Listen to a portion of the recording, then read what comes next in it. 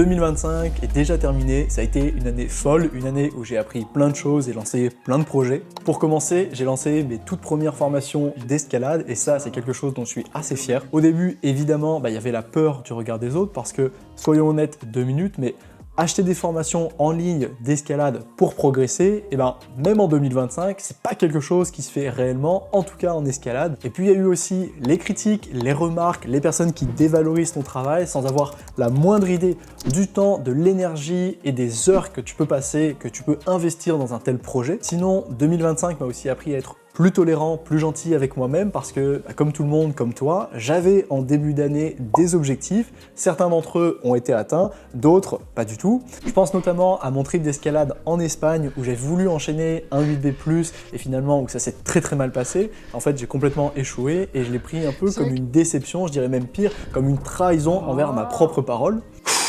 Se faire rouster comme ça, c'est un peu pénible à chaque fois, quoi.